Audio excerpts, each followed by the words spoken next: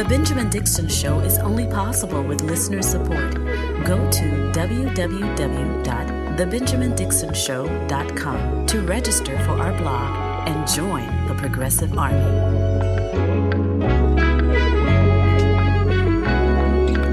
Today is Thursday, December 15th, 2022. Thank you so much for joining me. I want to begin today back in Los Angeles after the LA City Council meeting on Tuesday night. It has become transparently clear that Kevin De Leon, who is under scrutiny, under pressure to resign because of his participation in a racist conversation referring to a child as a monkey, a little monkey.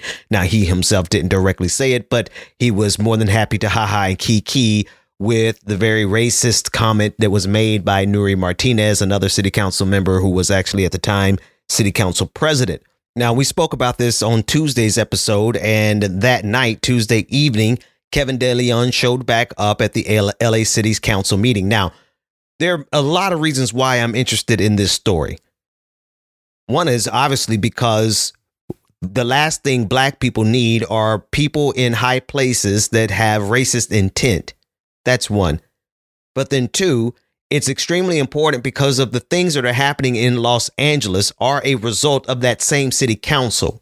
And while there are a lot of people who are jockeying for the moral high ground as it pertains to the racism that's happening in LA, there are not a lot of people who are talking about what's happening in terms. Well, again, let me parse that very carefully. It doesn't seem that there's any action for all of the people suffering economically in Los Angeles. And to be sure, there are plenty of protesters who are seizing the moment over this racist encounter that was caused by Nuri Martinez that Kevin De Leon found himself tied up in and laughing and ha-ha kikiing around. It's not only that, but it's about the condition of the people in Los Angeles. I played a clip on Tuesday of former council member Mike Bonin explaining how apocalyptic the situation is in Los Angeles. And those words kind of hang with me very closely because there's so many situations that we're living through right now in this country, on this planet, that feel and are, quite frankly, are apocalyptic. And so when you consider that there are 60,000 homeless people in the city of Los Angeles alone who are forgotten about, targeted, othered, alienated, and left out to dry by a city that they grew up in, they worked in, and they were gentrified out of. So there's a lot going on in LA, and I want people to. The third reason I'm interested in this Kevin De Leon piece for sure is because it really just shows you how strong the grip racists can have on the Democratic Party. Now, this isn't news to people who've been following the Democratic Party for a long time. And yes, there are plenty of Democrats who are expressly calling for Kevin De Leon to step down. Joe Biden is one of them, right? But when an individual has entrenched power, they have the ability to just ride out whatever happens so long as they can make it past the storm, right? So long as they can make it past the news cycle, they believe that they will be fine and that they could just soldier on. And that's essentially what Kevin De Leon believes he's going to be able to do. Fox News has picked it up saying Democrat rising star caught on leaked audio doubles down amid calls to resign. He's staying, and that's that. According to Fox News reporting, shouts broke out in the Los Angeles City Hall on Tuesday as Kevin De Leon, the embattled LA City councilman, appeared at a council meeting after audio leaked in October of De Leon making racist remarks with several colleagues. De Leon, once described as a rising star and trailblazer in his party by the Los Angeles Times, is the only city council member involved in the scandal to remain in his post. But calls for De Leon's resignation continue to mount. President Biden and virtually every California Democrat have called for De Leon's resignation since the leaked audio surfaced in October. He's staying, and that's it, a spokesperson for De Leon told Fox News Digital. He's made the decision to stay and represent his constituents on the pressing issues facing them. Well, that's power, you know? And I heard he was a big shot in L.A. Obviously, I'm not from there. Otherwise, I would know. I wouldn't have to hear that he's a big shot. but it reminds me so much of all the big shots around this country. Listen, I don't want to make this bigger than what it is, but I just need us to seriously and soberly observe how strong political entrenched power actually is. Because when the president of the United States calls for you to resign and you have the ability to say, I'm staying, and that's that.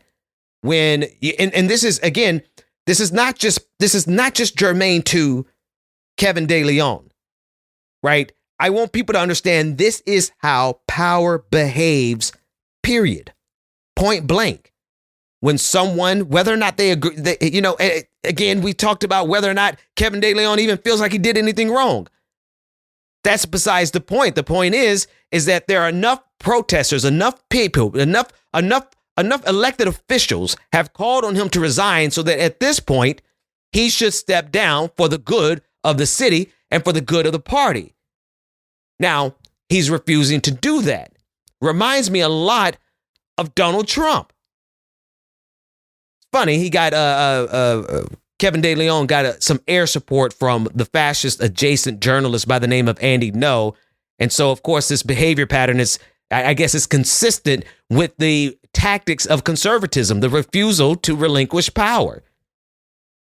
I mean, of course, that's his prerogative. There's no forcible mechanism that they can employ right now. But just observe what happens when someone with political power decides, I don't care what I did. I don't care what the people say. I'm refusing to leave. And this, of course, all in the backdrop of the shoving match that he got into at a recent holiday Christmas party there in the city. Kevin De Leon is wearing the Santa hat, a wounded lion of LA politics. Green jacket, that's Jason Reedy, community activist. You're a racist. No, you're a racist. The Santa hat falls. This was a holiday party. Okay, there is backstory here. In October, some year-old audio leaked. City Council President Nuri Martinez talking about a fellow council member and his kid. There's nothing you can do to control him. Translation, little monkey. She apologized and later resigned. On that tape, she also said Councilman Mike Bonin uses his son like an accessory. De Leon appeared to agree.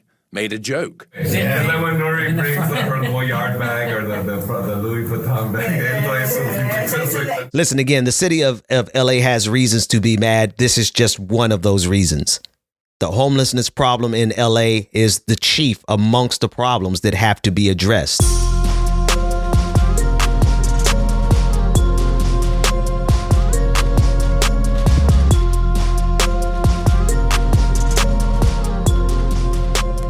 One of the most absolute frustrating things about being alive right now is having to live through the George Orwell level propaganda, specifically as it pertains to COVID-19.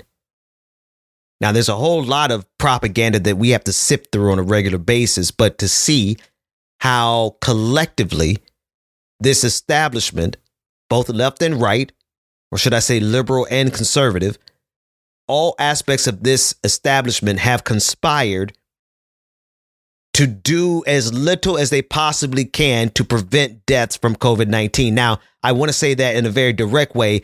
At this point, I think that they're trying to get people killed, especially when you go to Florida and you think of the likes of Governor Ron DeSantis, who has been out in the lead of government misinformation, of blocking information from being released as it pertains to COVID-19.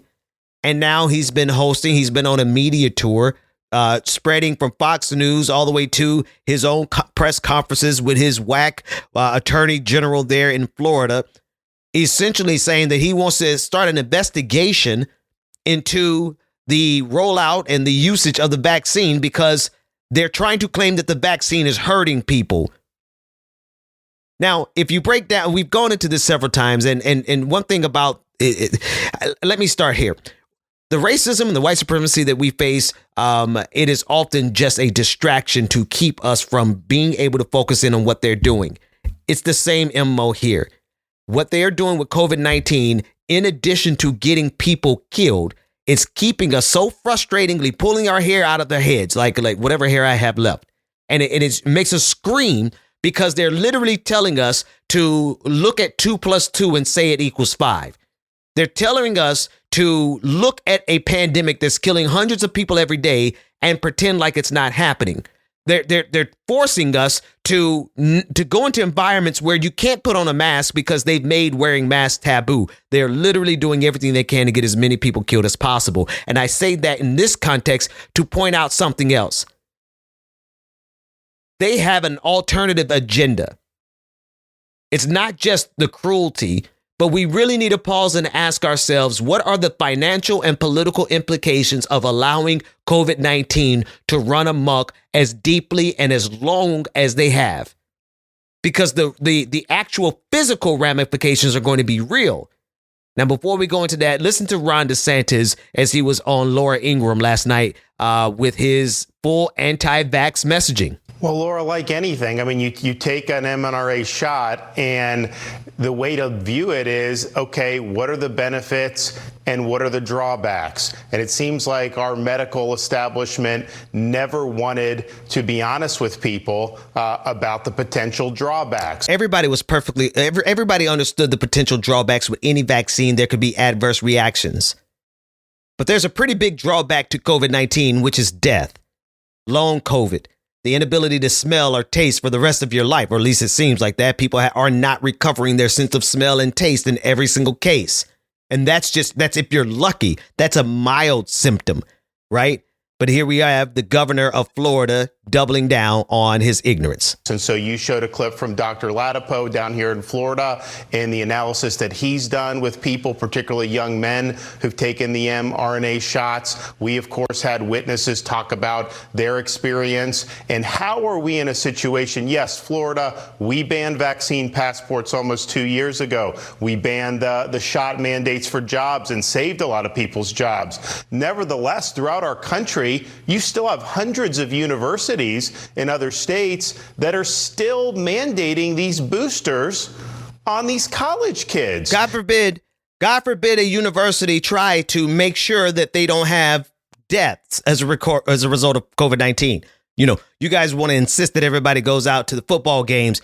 You know, you want a healthy population. You want a healthy football team. They are honestly trying to rewrite history to pretend like COVID-19 was not real, was not a significant threat. And if you're not careful, they will erase the fact of how many people died as a result of this pandemic, all for the sake of opposing a vaccine. Now, why? Are they really afraid that the vaccine is going to hurt somebody? No, it is a scientifically robust study after study. There's plenty of millions of people who have taken this vaccine. Some have had adverse effects. Nothing. It's not even comparable. We're talking about the smallest subset of probably less than 1% that have had adverse effects that are actually attributable to the vaccine, not these clowns who are going to the VAERS system and filling out saying, oh, I had a headache and it was because of the pandemic. It's because of the vaccine. So, yes, they're always going to be listen, there's not a single medication that comes on television right now that doesn't have a full disclosure because of the potential of all the adverse effects, but they still sell it. So is it that Ron DeSantis is actually concerned that there are negative effects from the vaccine? No. So you have to ask yourself the question, why would this sociopath be so insistent on creating the conditions for the maximum exposure to COVID-19 by demanding or attacking universities who are trying to make sure that students get vaccinated? When any type of cost-benefit analysis would say the benefit from them taking the shot, as you alluded to, it doesn't prevent them from getting infected or spreading it anyways. Yes, but it prevents you from dying, you fatuous tool. The benefit is minuscule. That's because Ron DeSantis doesn't value your life. He needs you to go out and work like a cog in the machine. Damn it if you die. But as Joe Latipo and other studies have shown, there is a risk for doing it. So why can't our medical establishment acknowledge that? Why the deception? Why have they continued to do this for 2 years? Do what, Ron DeSantis? Because here's the thing with Republicans. Here's what they're masters of. You could literally be doing what they ask and they will say that you're not doing it. The Biden administration is literally catching all of the, here's how they phrase it. 2,000 migrants caught at the border. Shame on Joe Biden. Would you prefer they not be caught? Me personally, I prefer. But in the framework of your cruel system, in the framework of your ridiculous propaganda, in the framework of all that is the American empire, you just said that you wanted them caught. Joe Biden is catching them, and they're still acting as if it is an affront to humanity. So it is the same exact thing with this pandemic. Of course, the CDC has acknowledged the potential adverse effects to the vaccine, but it's negligible and shouldn't even be brought up in a conversation. And the only reason it's being brought up in the conversation is because there is a subset of the leaders of this country who have an ulterior motive that includes, it must include maximizing the deaths from COVID-19, because that's exactly what they're doing. One more clip from Ron DeSantis. This is at his digital town hall press conference where he had hundreds of Floridians on the view screen behind him, and he was sitting around with this attorney general, and he ultimately was discussing how he wants to create a lawsuit over the vaccine. Because in Florida, it is against the law to mislead and to misrepresent, particularly when you're talking about the efficacy of a drug. We see just recently, Florida got $3.2 billion through legal action against those responsible for the opioid crisis. And so it's not like this is something that's unprecedented. So today, I'm announcing a petition with the Supreme Court of Florida to impanel a statewide grand jury to investigate any and all wrongdoing in Florida with respect to COVID-19 vaccines. So now he wants to sue, I guess, Pfizer and Moderna, Johnson & Johnson, in the same way he's suing the state of Florida sued opioid companies, right? They're drawing an analog between the opioid crisis and the vaccine that saved hundreds of thousands of lives and could have saved more, except for the fact that these morons in power are committed to some type of twisted social experiment where they could see who could actually get away with killing the most people. Because that's what they're doing. Over 1 million. I guarantee you we're at least 1.5 million at this point. We stopped counting at 1 million. Had you noticed? And Ron DeSantis in the state of Florida, the number of infections in your state are increasing right now as we speak. Moron. Go to www.patreon.com/The BPD Show and get twice the content and unfiltered interviews without any of the commercial interruptions. And here we go. Very special welcome to two of our newest patrons. Welcome to the family, Annie. Thank you so much for becoming a patron. And welcome to the patron family, Laura. Thank you so much for becoming a patron. You too can become a part of this prestigious and prodigious patron family by going to patreon.com/The BPD Show, where you'll get access to, wait a minute. You get access to twice the content, none of the commercial interruptions, and you also get an invitation to every patron party that goes on every other week. The entire family is there. DJ exclusive. Rebecca, whenever she can make it from partying herself in the real world, she's there. Patreon.com/The BPD Show, and we'll see you right after this break. Unless you're a patron, in which case you don't have to listen to these commercials.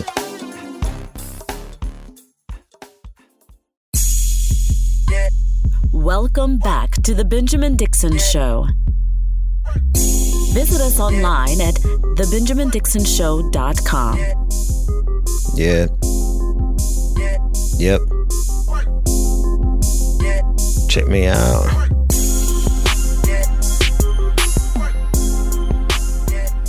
I want to take a second and recognize the passing of Stephen Boss, better known as Twitch. Most of you probably know him from his time on the Ellen DeGeneres show.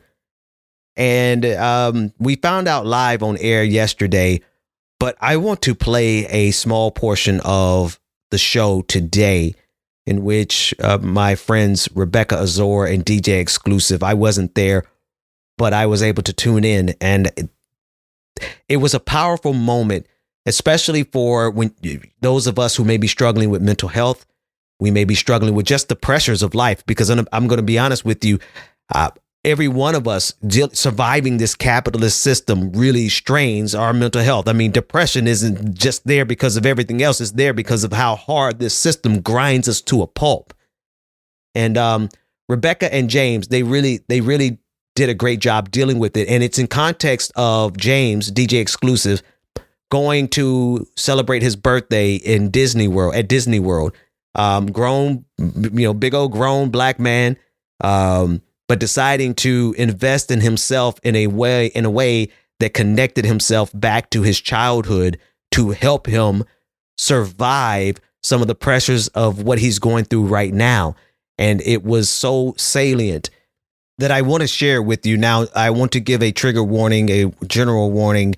It does deal with depression and suicide. And if that's something that is triggering for you, this is probably a good place for you to skip for about 10 minutes while they engage in the conversation with regard to the loss of Stephen Twitch Boss and mental health, but specifically mental health for black men who oftentimes, I can tell you, mental health care, seeing counselors are often never something that we seek out or even told to seek out. And then those of us who want to seek it out, you have to understand a lot of black men don't have the insurance necessary to go and get health care, mental health care. So listen in to Rebecca and James as they discuss this very critical situation. I've seen so many conversations, and I've said this before on my social media, and I hate that people don't understand when I say a comment like this, it doesn't exclude a certain group of people, sex of people, race of person. But this is for me and how I feel and what I know. And the people that I know who are men, black men, who don't believe in therapy or mental health because they don't, it's not really something that is pushed on them. And they're always having to be strong because you're a man and then you're a black man at that. And every day, and I'm not saying that for anybody else, every day isn't hard. We talk about this for black women very often. We just talk about, in general, mental health for people. But yesterday I just stated on my Twitter, black men deserve healing too, right? I don't know if Twitch was in therapy. I don't know his story. I don't know. But there is a rising number of black men are succumbing to suicide. Yeah. And it's hard, as you and Ben said on the show yesterday, like life is hard. Life is already hard, especially for black men. Life is already hard. And healing should be something that shouldn't be at the bottom of the list because life is so hard, right? White people, white men in particular, were very upset and telling me to, under the post, remove the word black from any sentence and your healing already begins. And I said, no. And that white person said, then continue to live in your oppressed bubble. Learn from this child. And he posted a little black child just saying words of affirmation. And I said to myself, do you know why this viral video of a little black boy is saying words of affirmation? Is because they have to teach him young because life gets so hard. Just echoing what Tabitha just said about her little black boy. Teaching them, knowing that when life gets hard, you just stop remembering what joy felt like. Teaching a child to say affirmations, especially a black little boy, because they know what life might turn out to be. And for them to go remember when things were good or felt good or something. So when I say that black men deserve healing too, it's because I understand and I know. I see my brothers, I see my father, I see my cousins, I see a lot of black men that surround me. I see a guy that I've dated. I just see it, and it's almost like they just don't, they feel like they have to keep moving, or we have conversations of when they had suicidal thoughts or when they felt like life was just too hard or they didn't amount to anything. Somebody posted and said, that begins when black people take charge of their own communities and no longer put up with violence. right? Somebody posted and said, why do we assume all Black men worldwide don't get to heal already? These are the conversations that are coming about.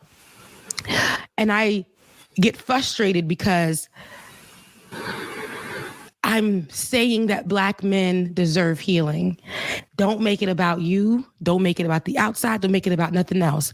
Black men deserve healing is exactly what I said. I mean it. I don't need to go into depths about that. It is very clear Black men deserve healing too. Life is hard. I know from my own depression, right?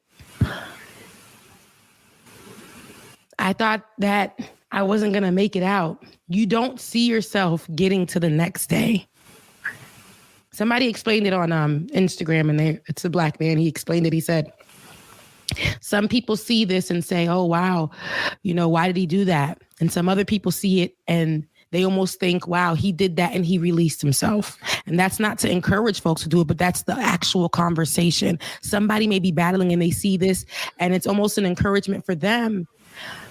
But I want people to see that and see that we love you. Somebody loves you. There is help. If you just hold on a little longer, even though it feels so entirely hard. And to hear when people say, oh, maybe, it'll get better and all that stuff, that may not work for you. But if you just can hold on a little longer, tap into a therapist, tap into a community. If you don't want to do that, just hold on a little longer until you can. Wake up. Because somebody loves you. Somebody, I don't know you, but I love you. That's why I took myself to Disney World. I had to tap back into myself because I wasn't feeling like myself. That's all right. And then I didn't do something for me. I don't know if I would have been back here.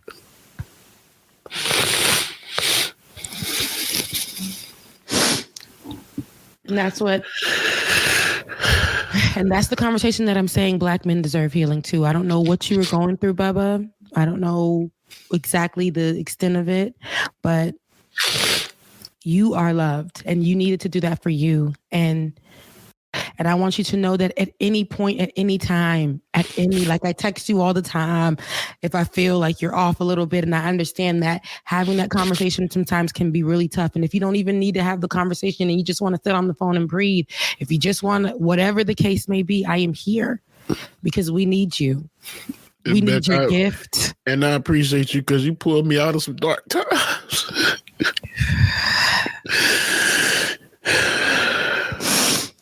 Yeah, Bubba.